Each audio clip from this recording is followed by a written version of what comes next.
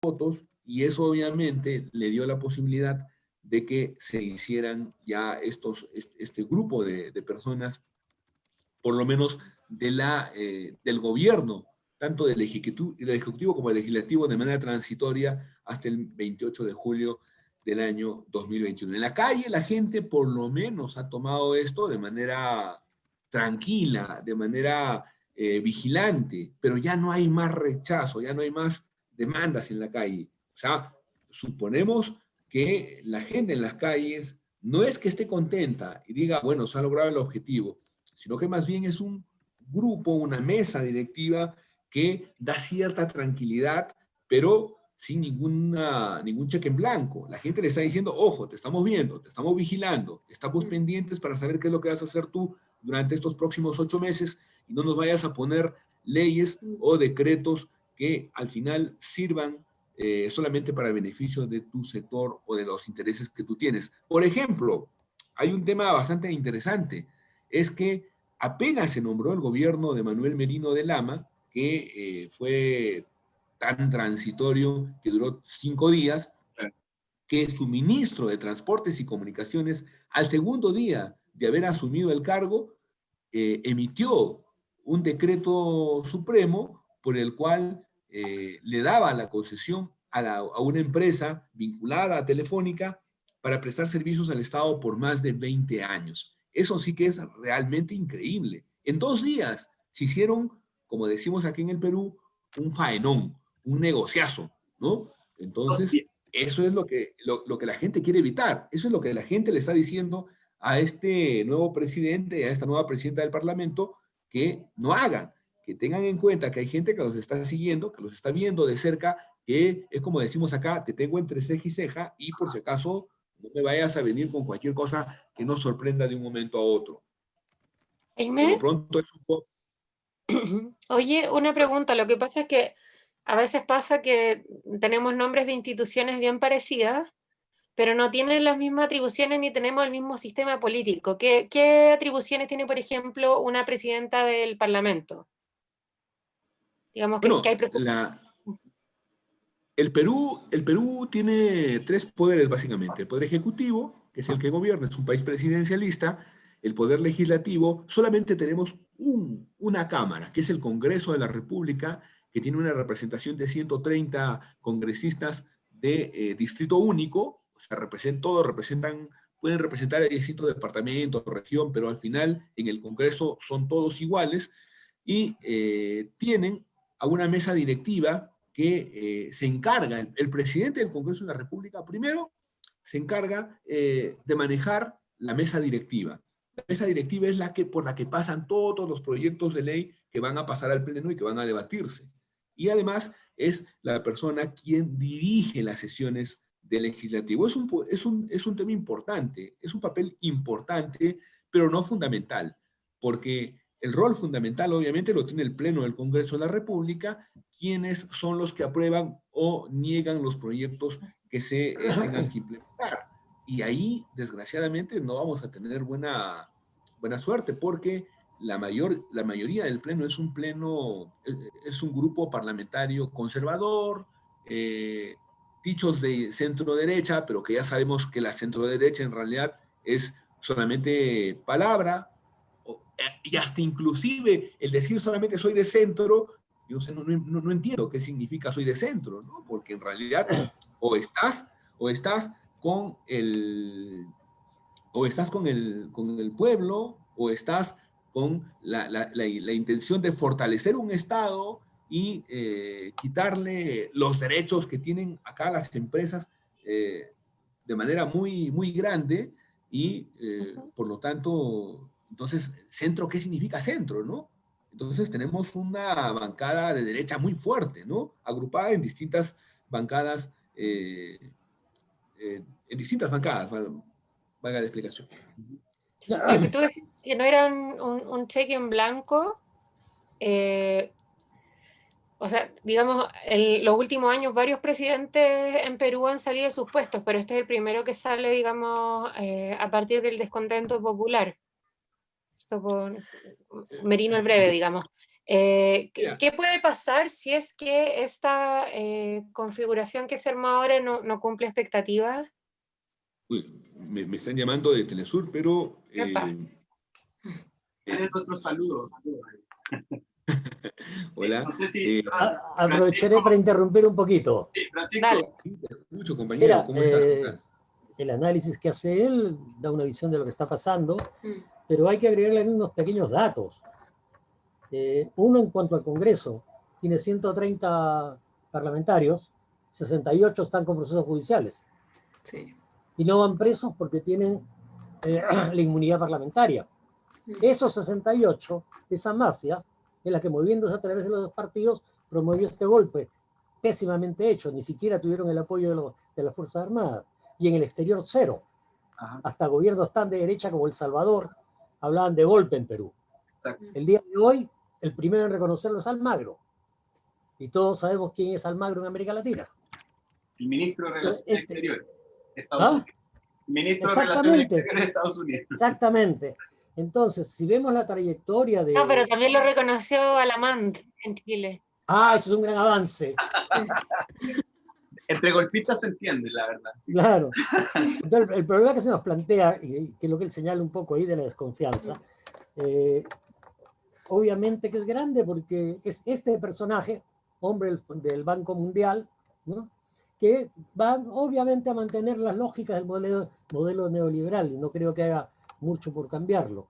Entonces el planteo que se nos plantea ahora, que surge desde la calle, no basta con respetar el calendario electoral, que hay que hacerlo. Eso es una reivindicación fundamental. O sea, que hayan elecciones en abril y que se cambie el gobierno el 28. Desde Nuevo Perú, que es lo que estamos planteando, que debe haber una segunda ánfora. Una Para segunda un urna. plebiscito, una segunda urna. Para un plebiscito en torno a la Asamblea Constituyente. Creemos que es necesario cambiar la Constituyente también. Súper. ¿Por qué? Porque la Constituyente es una copia mal hecha de la Constituyente de Pinochet. Para poder implementar el modelo neoliberal, después del golpe de Estado de Fujimori, él da su propia Constitución, que tiene muchas características similares a lo que hizo Pinochet acá. Una Constitución que te permitiera implementar un modelo neoliberal como el que se ha tratado o ha venido implementando de mala manera en Perú. Entonces, la gente está en la expectativa, sí. No tiene mucha confianza que digamos lo que viene. Y lo que se está planteando es que viene para después. Entonces, ¿cómo defender ese calendario y la urgencia de que existe una nueva Constitución? Desde algunos sectores estamos planteando que hay otras cosas urgentes. Primero tiene que haber juicio y castigo a los culpables. Aquí han habido muertos y alguien tiene que responder por esos muertos. La violencia de la policía, que ha sido impresionantemente grande, tan impresionante que los milicos han estado en contra de eso, han declarado en contra de eso. La agresión no solamente lo que hemos visto en las calles, sino en las cárceles, en las comisarías, obligaron a más de un caso a mujeres a desnudarse. O sea, hubo un desarrollo muy perverso de lo que fue la acción policial. Y si ustedes ven todas las imágenes y lo que dicen los gobiernos europeos, eran movilizaciones pacíficas. El conflicto comenzó cuando la policía comenzó a agredir a la gente. Suena conocido. Claro, es un tema que conocemos ya. Entonces, lo que vemos es... Sí. Perdón, entonces lo que el Movimiento Nuevo Perú hoy día está planteando es aparte de las elecciones, que haya una urna para elegir al presidente, una urna para elegir, si queremos, una nueva constitución. Algo exactamente. Así como menos de una semana. Algo parecido al plebiscito acá. Perfecto. ¿Alondra? Sí, yo creo que esto, para las fuerzas transformadoras, progresistas de los diferentes países de Latinoamérica, que estamos viendo como un proceso, obviamente con particularidades de los países muy marcadas, pero sí creo que hay un descontento hacia como la política, las instituciones tradicionales desde América Latina y que como se demuestra en este desgaste que ha habido, que creo yo que nosotros tenemos que entenderlo como una oportunidad para fortalecer nuestras democracias, para fortalecer el respeto a los derechos humanos, para fortalecer la justicia, a pesar de que tengamos todo eso en contra. Porque creo que hoy día se ha demostrado también que estas revoluciones, estos cambios se hacen con la Constitución en la mano. Y creo que ejemplo de eso es lo que está sucediendo en nuestro país, lo que puede suceder idealmente si el pueblo lo decide en Perú, ha sucedido también en otros países, en Islandia, y como en otras órbitas, pero creo que es importante entender este proceso para abrir una democratización, que se defienda la democracia después de años de instituciones tan desgastadas. Bueno, desde el fujimorismo en adelante que las instituciones han quedado absolutamente corrompidas y es necesario generar una alternativa para procesar este descontento. Entonces, el pueblo peruano debe soberanamente refundar las bases de su democracia que ha sido dinamitada este tiempo. Entonces, también, obviamente, hay que entender que son características muy diferentes de los países, ¿no? Los sistemas de partido, los sistemas de gobierno son diferentes, pero el pueblo se ha cansado de una democracia tan restringida, tan opresora, también manejada por las élites políticas y económicas. Y esas son lecciones que hay un poco que ir aprendiendo y que, bueno, también yo en mi paso por Bolivia también lo entendí así, en el fondo. También ese resultado en las urnas fue la política es nuestra, la política es del pueblo y nosotros decidimos, como en contra también de estas élites golpistas, además, que intentan ir sedimentando un poco y perforando los pilares democráticos. Entonces, creo que eso es fundamental, que los pueblos de Latinoamérica vayamos encontrando como puntos en los que ir avanzando en conjunto. Alondra, bueno, como les comentaba a todos, estamos en Latinoamérica Futura, especial con Perú. Nuestro amigo de Telesur se fue porque lo llamaron para hacer el enlace, así que nos aprovechó de dejar una buena forma para detonar la conversación, así que a la distancia le damos un abrazo y le agradecemos a Jaime, que a lo mejor vuelve después. Y en un ratito más se va a conectar Anaí Durán, que puede que esté todavía en la reunión, así que estamos en Latinoamérica Futuro Especial 4.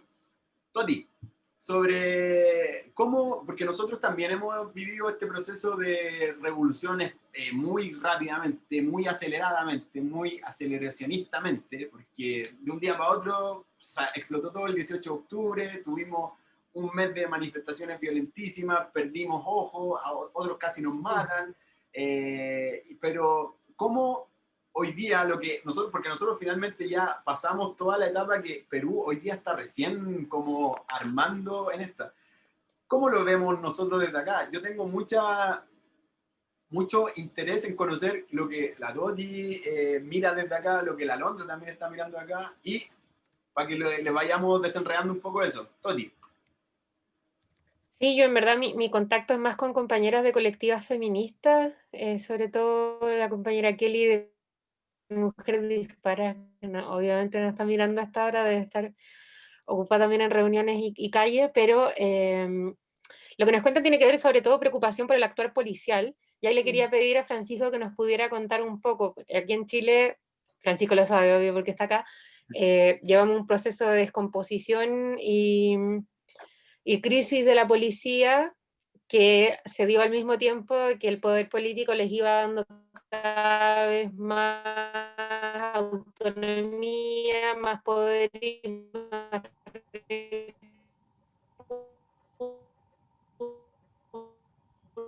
Te quedaste pegada, Tony.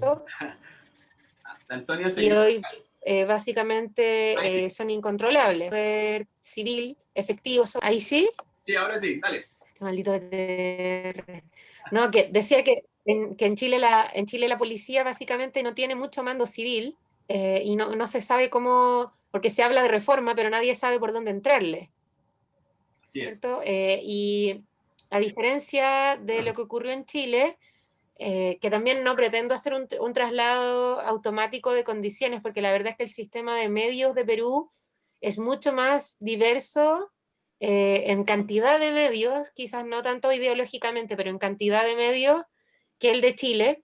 y se ha destacado mucho desde Chile como la respuesta de los medios peruanos a la represión, ¿cierto? Con portadas muy críticas a Merino, con portadas críticas a la Policía Nacional Peruana, y yo le quería preguntar a Francisco que nos contara un poco de eso, porque muchas veces uno puede homologar un poco las situaciones, pero mi impresión es al menos que los medios chicha, los medios populares, los diarios con mayor circulación también, son medios que normalmente corren para los intereses de cierta élite, y no sé si es que ahora ellos también estaban en contra de Merino o que efectivamente hubo una reacción en contra de la violación a los derechos humanos.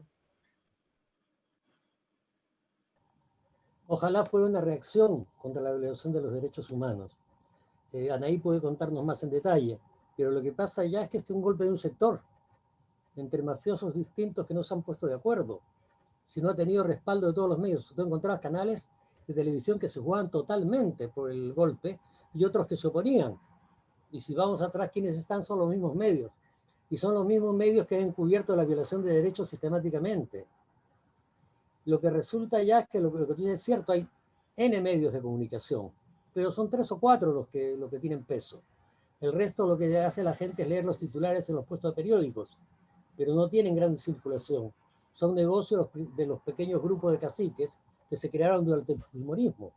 Entonces, de ahí son, te digo, terriblemente fantasiosos con sus titulares en muchos casos. Entonces, en este momento yo creo que ha respondido en parte a las contradicciones que ellos tienen.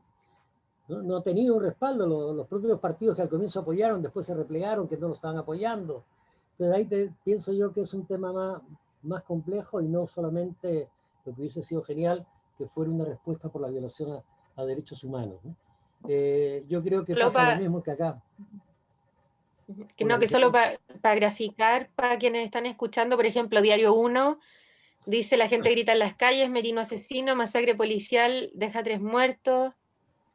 Digo, portadas que no vimos acá, ¿cierto? Creo que ese es el punto. 2 muertos y varios heridos. Diario 1 es de los pocos que Ojo, yo te diría, de los que ves ahí de titulares, tú tienes La República y Diario 1, como los diarios que son más abiertos. El Diario 1 más de izquierda, República trata de ser un poquito más serio. Pero los otros que mencionabas, Ojo, El Expreso, El Correo, son realmente unas cloacas de la prensa, no dan mucho que desear.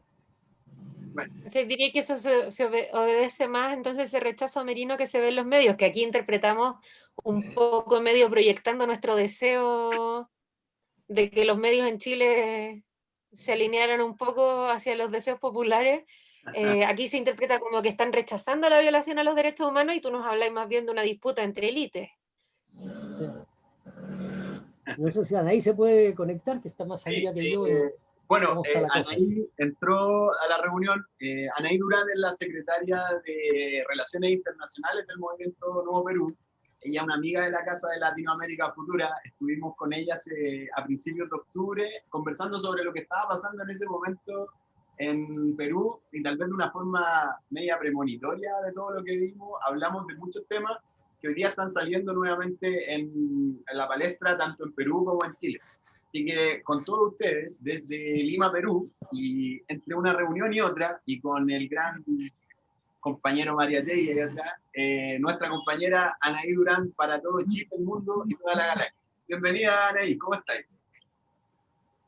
Hola, qué gusto. Sí, la verdad estoy con la otra reunión en la computadora, pero no tenemos, justo estamos evaluando en la comisión política, ¿no? El escenario que ha cambiado tan rápido y se ha movido tan vertiginosamente. Así que los voy a acompañar solo un ratito, pero no quería dejar de participar. Ahí están con Pancho Vaz, además que él es un gran militante del Nuevo Perú y de la izquierda nacional, con mucha trayectoria. Así es. Anaí, ya que estás en un periodo, en un tiempito, cuéntanos, ¿cómo se han desarrollado las cosas? Hasta anoche no había presidente, hoy en la mañana habían varias opciones sobre la mesa y finalmente hoy día ya encontramos que Perú tiene nuevo presidente y también a la vez hay una nueva mesa en el Congreso. Cuéntanos más o menos cuál es el escenario que hay hoy día y cuáles son las salidas y perspectivas que está viendo el nuevo Perú para esto. Bueno, ha sido todo bastante abrupto, ¿no? Ha sido o sea, por un lado, la crisis se venía incubando, como decíamos, había una descomposición del régimen del 92 que se agudizó mucho con el escándalo Odebrecht el 2018, entonces ya esto se venía incubando, ¿no? No es que de pronto saltó todo, ¿no? Ya había una situación de crisis que había querido parchar la derecha con un cambio, ¿no? Poniendo a Vizcarra cuando se cayó Kuczynski, cerrando el Congreso, cuando se estallaron estos audios que involucraban a congresistas, eligiendo un nuevo Congreso, con un presidente muy débil como era Vizcarra, ¿no? Entonces había una crisis política institucional fuerte a la que se suma además la crisis de la pandemia, que ha sido brutal aquí, ¿no? Entonces, la crisis económica, la crisis sanitaria, con la cantidad de muertos que hemos tenido, Perú es uno de los países, 3 países del mundo con más letalidad. Entonces había una situación ya bastante compleja que esta actuación de la clase política, sobre todo desde el Congreso, termina de hacer estallar, ¿no? En medio de esta crisis, a 5 meses de las elecciones, se ponen a vacar a Vizcarra, quizá con argumentos, porque tampoco es que Vizcarra esté limpio de polvo y paja, pero fuerzan una figura de vacancia presidencial y imponen a este señor Merino, a quien nadie eligió como presidente, es diputado de una región de Tumbes, elegido con 5.000 votos, lo imponen como presidente y claro, eso termina de hacer estallar la indignación de la gente, ¿no? Entonces la reacción fue muy inmediata, no eran marchas ni protestas de apoyo a Vizcarra, como algunos querían poner, no, o sea, la gente la tenía clara en eso, ¿no? Lo que estaba protestando era contra esta clase política indolente que estaba con sus leguleyadas y componendas afectando la voluntad popular, usurpando el poder, poniendo un gabinete de la más rancia derecha nacional, racista, machista, homofóbica, y de espaldas al pueblo, ¿no? Y yo creo que eso fue lo que terminó de gatillar la movilización, una movilización muy, muy esperanzadora, muy joven, muy descentralizada. Yo creo que eso tiene que ver también en parte con la ola latinoamericana que vivimos en Chile, ¿no? En otros países, en Ecuador, en Colombia. Eso fue muy, muy importante, ¿no? A nosotros por lo menos nos dio mucho gusto ver las generaciones más jóvenes haciendo asambleas en distintos barrios, movilizándose, y poniendo muy, muy en claro su indignación, ¿no? Claro, la respuesta represiva fue brutal, aquí se ha criminalizado mucho la protesta social, o sea, se han ido dando una serie de leyes que facilitan la represión, de hecho en la cuarentena se dio una ley de gatillo fácil, que es la que ha usado la policía para disparar a la gente. O sea, hay todo un marco legal que permite la represión, ¿no? Quizás sin la brutalidad que Chile ya me pareció siempre un nivel superior, pero sí muy, muy fuerte, ¿no? Y creo que eso también generó más indignación todavía, ¿no? Entonces, tener 2 muertos en protestas en Lima no pasaba mucho, ¿no? Desde el fujimorismo, quizá. Entonces, eso ha sido bastante impactante, eso indignó más a la gente y forzó finalmente la renuncia de Merino porque ese señor no se pensaba ir, ¿no? Luego ha venido este vacío de poder, la negociación en el mismo Parlamento, un Parlamento que está absolutamente viciado, ¿no? Y la elección como gobierno transitorio, como presidente transitorio de este político Francisco Sagasti, que es de un partido de centro derecha, y que bueno, del que no esperamos más que conduzca hasta que acabe este periodo, que se debe acabar el 28 de julio del otro año, que garantice los derechos de la gente y garantice elecciones limpias. Yo creo que no se le pide más, ¿no? Y más bien que la gente siga movilizada y siga exigiendo cambios más de fondo, ¿no? Nosotros como Nuevo Perú hemos seguido con la agenda de nueva constitución, ¿no? De cambios de fondo, que esto ya no se puede seguir parchando como hasta ahora se ha ido haciendo. Anaí, a mí hay algo que me preocupó de sobremanera, eran los rumores y todo sobre compañeros desaparecidos durante estos días en las protestas, porque efectivamente acá en Chile también eso pasó durante los primeros días después del estallido social, que habían muchas personas que no aparecían y no se sabía dónde estaban. Y se hablaba de 40 hasta ayer, y hoy día tú me comentaste que habían menos de 10. ¿Cómo está esa situación en este momento? Porque realmente es preocupante. Sí, felizmente se ha ido aclarando, pues aquí también hemos tenido en el conflicto armado más de 15.000 desaparecidos, ¿no? Entonces lamentablemente compartimos esas historias que se nos vienen a la cabeza automáticamente cuando pasan estas situaciones, ¿no?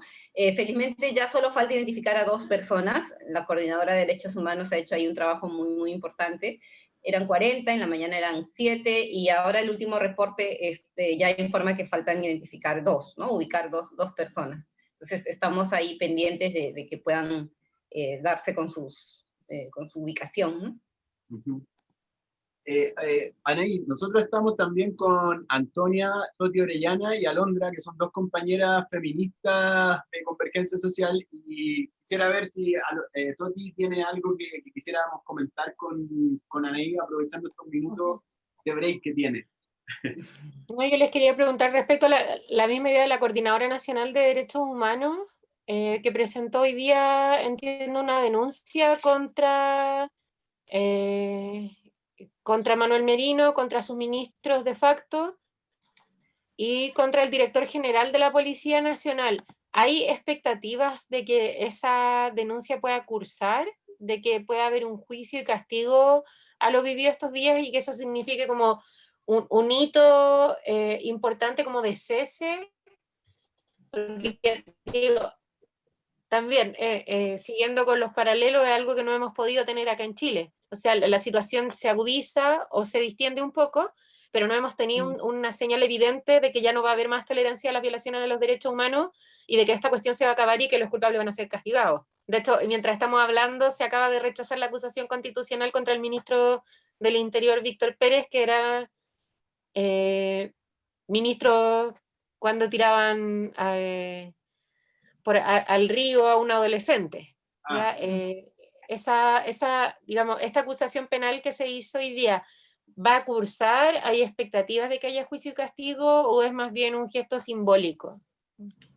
Yo creo que es posible, sí, no, esperemos, ¿no? Creo que es una de las demandas que se le ha hecho a este gobierno de transición que ya debe asumir mañana, supongo, ¿no? Se le ha hecho esa demanda de que tiene que haber sanción y castigo, porque esto no es nuevo. O sea, como digo, ya en Perú se ha venido criminalizando la protesta. Quizá lo nuevo es que ha pasado en Lima, pero en 2009 masacraron a casi 13 indígenas amazónicos que protestaban contra la petrolera en Bagua. En el 2012 mataron otros tanto en Conga, en Cajamarca, contra la minería. O sea, y generalmente suele quedar en la impunidad. Es más, el marco legal se hace para la impunidad, ¿no? O sea, como decía, en la cuarentena, en medio de todo el toque de queda y eso, promulgaron esta ley de gatillo fácil que faculta a la policía a usar armas de fuego en caso de alterarse el estado de emergencia. Y como estamos en estado de emergencia, pues usan las armas. Yo creo que esa es una demanda que está haciendo la coordinadora, que están haciendo la mayoría de agrupaciones políticas y en general la población, ¿no? Se está pidiendo que se sancione no solo al responsable directo, sino también a este señor que fue presidente por 3 días. Alondra, porque la Toti recién nos da una noticia que a nosotros como chilenos nos cae como balde de agua, que se rechazó esta acusación contra el exministro del Interior Pérez, que fue un poquito menos, no tan breve como Merino. Pero Alondra, por favor, si nos puedes comentar algo respecto de esto o sobre alguna pregunta para Anaí. Sí, tenía un comentario y una pregunta. Sí, yo creo que es fundamental la defensa de la democracia y los valores, sobre todo el respeto a los derechos humanos, que se ha extremado el escenario también como de violencia represiva desde las policías hacia las manifestaciones sociales. Y ahí también quería ver cómo se va configurando el escenario de las futuras elecciones que tiene Perú ahora, que faltaban un par de meses, 5 meses si no me equivoco, para la realización de esas nuevas elecciones y cómo ven la Anaí o Francisco, cómo se va configurando esto, que eso es, como estaba a puertas y un poco estalló esto también. Solo un Sí, detalle quizá antes de dejar a Anaí. Las yo elecciones puedo en Perú son el mismo día que las elecciones en Chile. Wow. Quizá yo respondo cortito y lo dejo a Pancho porque sí, ya tengo que volver a la otra reunión.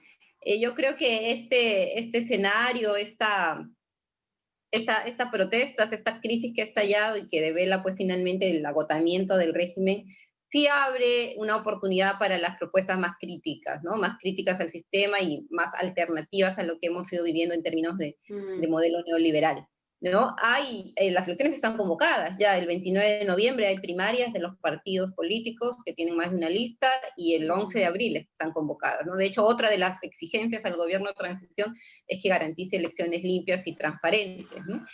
Nosotros como Nuevo Perú creemos que Vero, que es la candidata presidencial de la coalición que hemos formado con otras organizaciones de izquierda, tiene muchas posibilidades, ¿no? Y bueno, que además no solo hay que pelear para conseguir el apoyo, sino también tener en cuenta el escenario adverso que existe, ¿no?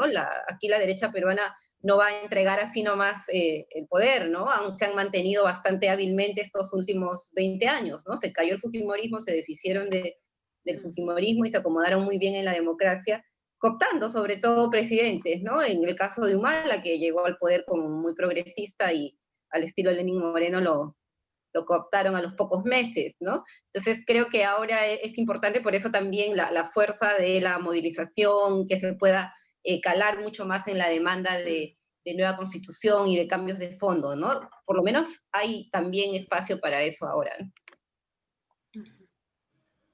Francisco, si quieres complementar. Anaí, yo sé que te tienes que retirar ahora. Te agradezco montones que te hayas dado el tiempo de estar con nosotros. Para nosotros es muy importante tener las fuentes de las personas que están en el territorio y para dejar de creerle a los medios, y por eso hacemos esto de Latinoamérica Futuro. Yo sé que están en periodos muy álgidos y desde nosotros, desde Chile, te enviamos toda la solidaridad del pueblo chileno. Mañana vamos a estar en Plaza de Armas de Santiago con todos los hermanos peruanos ahí apoyando a la Roja de Perú y también a todos los compañeros que van a estar en la calle. Así que, y para lo que necesiten, cuenten con nosotros y estamos disponibles para que Latinoamérica siga avanzando hacia el futuro aceleradamente. Muchas gracias. Ahí los dejo con Pancho en muy buenas manos y análisis. Nos vemos. Saludos, gracias. Muchas gracias. Bueno, ella fue Anaí Durán, secretaria de Relaciones Internacionales del Movimiento Nuevo Perú, y le dejamos el pase a nuestro compañero enviado especial de Perú, Francisco. Sí, una aclaración, Luis, ya no somos movimiento. Ah, perfecto. Ya somos partido, logramos la inscripción formal. Ah, pero mire, qué coincidencia, nosotros en Convergencia Social también ya somos partidos, así que qué bien, los felicitamos. Chócale. Mira, el tema institucional es complicado en Perú. Yo creo que desde que la dictadura de Fujimori destruyó todas las estructuras, ¿no?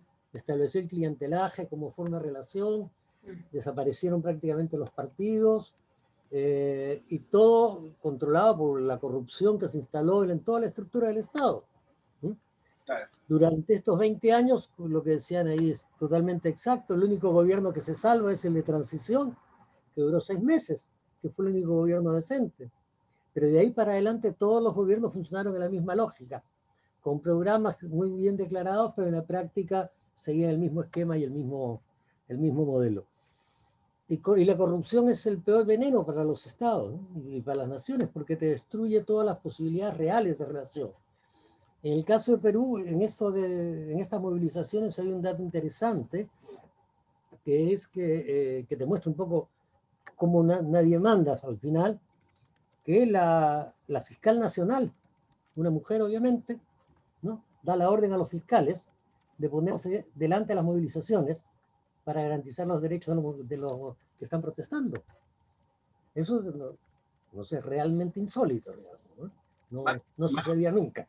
Marca un Francisco, sí. Oye, ¿es una impresión mía o como últimamente los fiscales, bueno, es obvio por la corrupción y la judicialización de la misma, pero últimamente los fiscales han sido bastante importantes en Perú? O sea, me acuerdo del fiscal que procesó a PPK, que ajá, incluso hay niños disfrazados en Halloween, claro, del fiscal.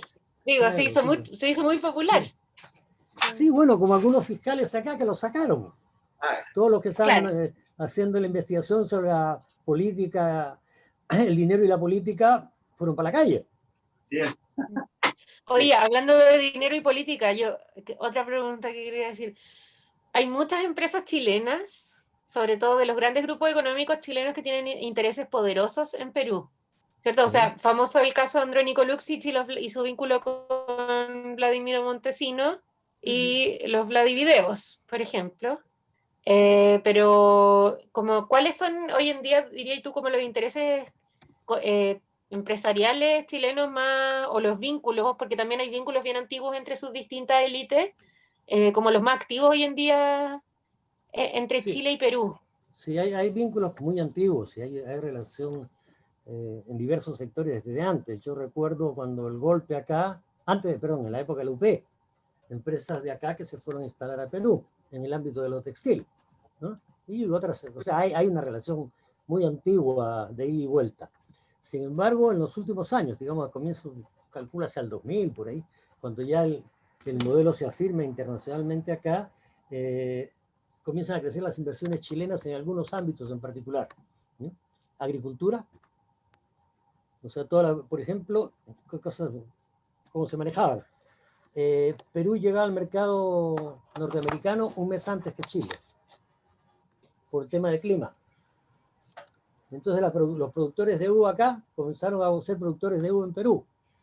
Igual los productores de espárragos y otros rubros similares. Esos fueron de los primeros y muy notorios.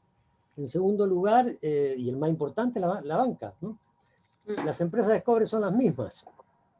No son ni chilenas ni peruanas. Son empresas internacionales, aunque hay grupos peruanos o chilenos en cada uno de los lados que son importantes. Pero ahí fluye el capital de manera impresionante. Y hacia Chile es más reciente esa inversión. O sea, primero fue la inversión chilena en Perú y después hay una inversión peruana en Chile. Y acá, por ejemplo, está en algunos sectores de la banca, como el Itaú, que antes era el Corbanca. Hay capitales peruanos que entraron ahí. En la producción de cemento, en minería, en algunos puntos hay empresas peruanas, y eso ha sido de ida y vuelta. No tengo las cifras, pero tengo la impresión de que debe ser cerca del doble la inversión chilena en Perú que la peruana en Chile. ¿No? Y han ido manteniendo y consolidando. Bueno, tenemos en la pesca, al señor Piñera con el señor PPK.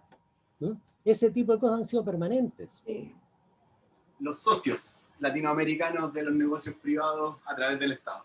De nuevo Claro. se incorporó Jaime, que ya parece que ya hizo la previa en Telesur, pero se nos tiene que ahora se tiene que retirar la Alondra. Alo, antes que te vayas, por favor, unas últimas palabras, porque sabemos que tu militancia sigue todavía.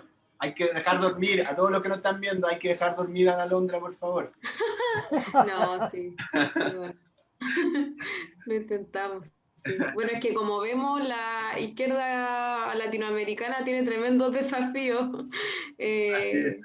Entonces nos exige mucha dedicación también, y con eso también quería cerrar, que creo que lo último que decían ahí es fundamental, que ver este proceso como una oportunidad para articular a las fuerzas de transformación en Perú, en este caso, y ahí obviamente como partido estamos a disposición de apoyar todo ese proceso que está viviendo el pueblo peruano, que decida y refunde su democracia para fortalecer sus bases de forma popular, de forma democrática, y creo que es importante en ese sentido que vayamos tejiendo redes en esto, porque como procesos más, pasos menos, estamos en un momento político importante, donde todo está medio movible, pero se abren oportunidades, y creo que la de Perú, defendiendo la democracia, hay que verla también como una oportunidad que puede servir para las fuerzas progresistas de Latinoamérica y del mundo, y ahí disponibles también para aportar en la comparación de procesos, de salidas que hemos visto. Yo encuentro súper interesante, por ejemplo, que tanto para Chile como para Perú, el cambio de una constitución, la refundación en el fondo de una carta magna, puede ser una vía democrática a la solución de una crisis política que se viene arrastrando por mucho tiempo en ambos países, por ejemplo. Y creo que eso es súper valorable, que se impulse idealmente un trabajo coordinado. Acá tenemos todo el desafío de cómo hacer esa convención y cómo integrarla de forma ciudadana, de forma popular, que sea legítima, y también esa legitimidad que tiene que dar, que se tiene que dar en Chile, también se tiene que dar en los otros pueblos de Latinoamérica, y procesos como el boliviano, por ejemplo, o en Ecuador también son valiosos para esos procesos de refundaciones democráticas. Entonces, encuentro súper bacán que estemos haciendo estas conversaciones para avanzar en la democratización de nuestros países y que las fuerzas de transformaciones puedan triunfar. Antes que te vayas a Londra, Gracias, Alondra. antes de que te vayas a Londra, Sí. queremos hacerte un último encargo. Necesitamos el total y absoluto de apoyo de ustedes contra la maldita ley de migraciones.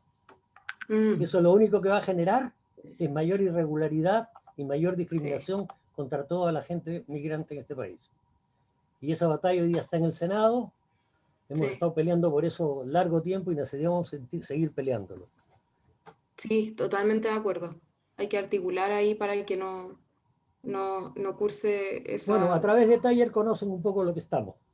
Así es. Hasta la Comisión de Discapacidad de CS ha estado trabajando. Sí.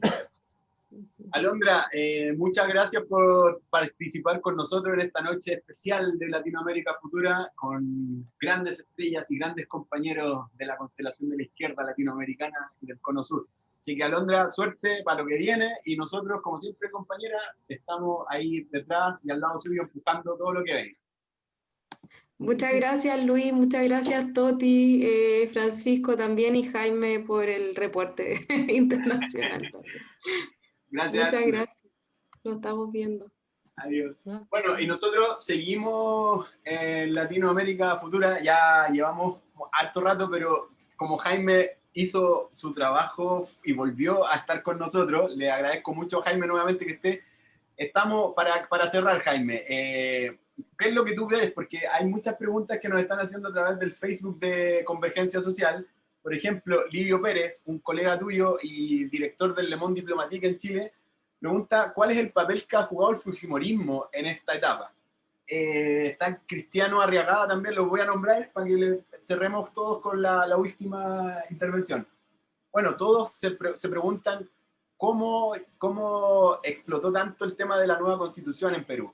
Creo que ya lo hemos ido respondiendo a medida de lo que ha pasado el programa, pero creo que sería importante saber qué rol ha jugado el fujimorismo, porque el fujimorismo, lamentablemente para los peruanos, es algo así como el pinochetismo o el piñerismo. Absolutamente. Entonces, como una mala broma que nos juega el destino constantemente con el pinochetismo, con el fujimorismo, etcétera, perdón.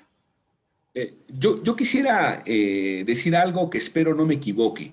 El fujimorismo está en este momento prácticamente enterrado, porque desde que cayó Keiko Fujimori bueno, sí, a veces uno dice eso y luego de pronto te sorprende, ¿no? Pero no, desde que Keiko Fujimori cayó presa porque se demostró que ella había también financiado su campaña con dinero sucio, con dinero cochino, se comprobó y utilizó artimañas como, por ejemplo, dominar el Congreso de la República para ir en contra del gobierno de PPK y de Vizcarra, no porque estén en contra de ellos o porque sus políticas no sean apropiadas, sino sencillamente por una venganza política, ya que no le pudo ganar la elección a PPK.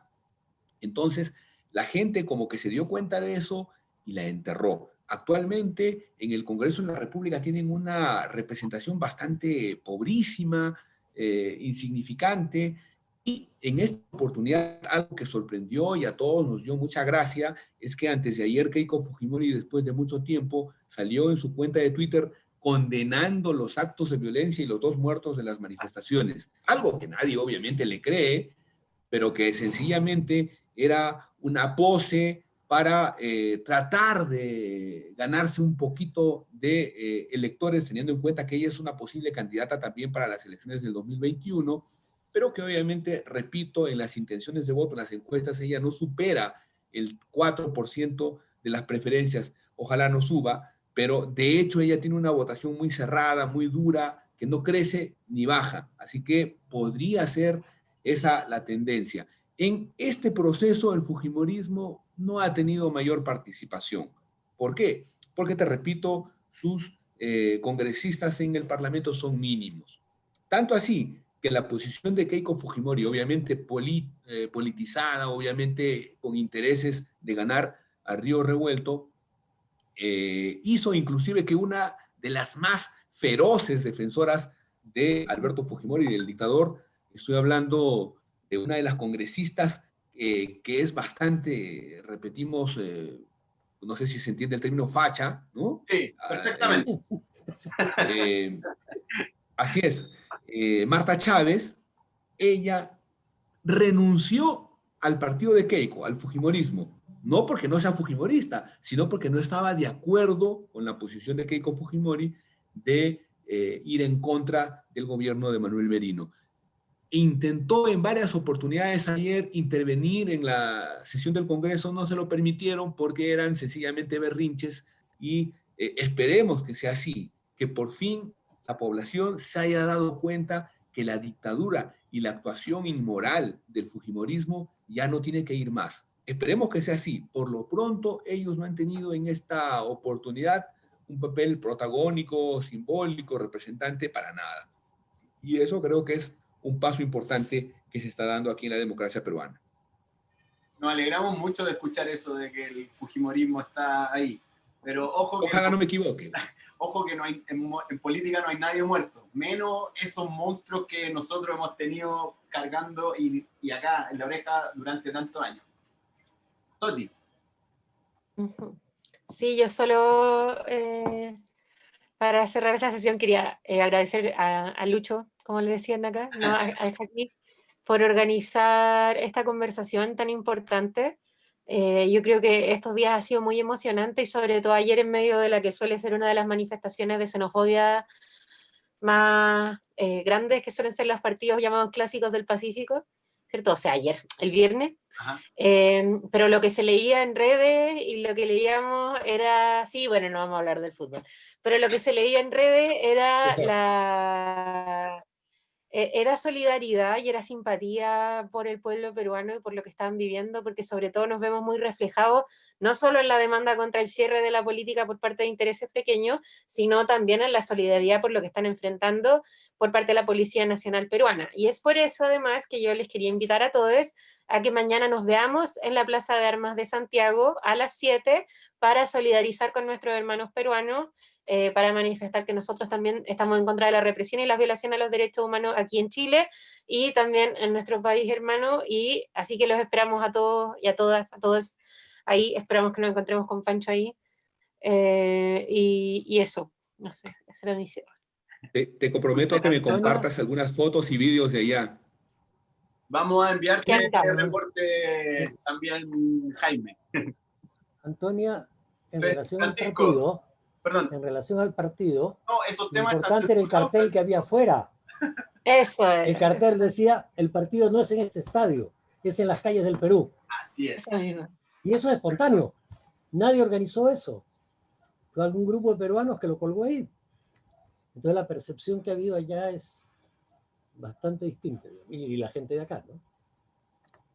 Francisco, Toti, Jaime, Alondra, Anaí y todos los que estuvieron viéndonos hoy día a través de Latinoamérica Futura, esta sesión especial y que hemos hecho con mucho amor, con mucho cariño. Hemos estado con Jaime, que está en Cajamarca, y estamos también, estuvimos con Anaí, que está en Lima, y también con Francisco, que es nuestro compañero del Nuevo Perú acá en Chile, con Toti Orellana, destacada feminista en nuestro país, y quien les habla, el host, o el animador o desanimador de Latinoamérica Futura, Luis Jackie. Les agradezco a todos, a los que nos vieron, manténganse atentos a lo que vamos a hacer, vamos a seguir teniendo este tipo de conversaciones, lo partimos con Perú por la emergencia, pueden visitar nuestros canales, en YouTube yo estoy con Latinoamérica Futura, ahí están las conversaciones, también está la que tuve a principios de octubre con Anaí para que la puedan ver. Y los dejamos nuevamente invitados para mañana, que se conecten, que vayan a la Plaza de Armas los que puedan ir con su mascarilla, con sus banderas. Vamos a hacer también un apoyo y una solidaridad masiva al pueblo peruano en la Plaza de Armas, que es un lugar de encuentro de todos quienes vivimos y habitamos este país. Así que esto fue Latinoamérica Futura, especial Perú. Buenas noches, muchas gracias y nos vemos pronto. Y arriba Perú, que viva Perú, carajo. Adiós. Arriba el Perú, muchas gracias. Un abrazo a todos. Arriba. Gracias a todos. Chao.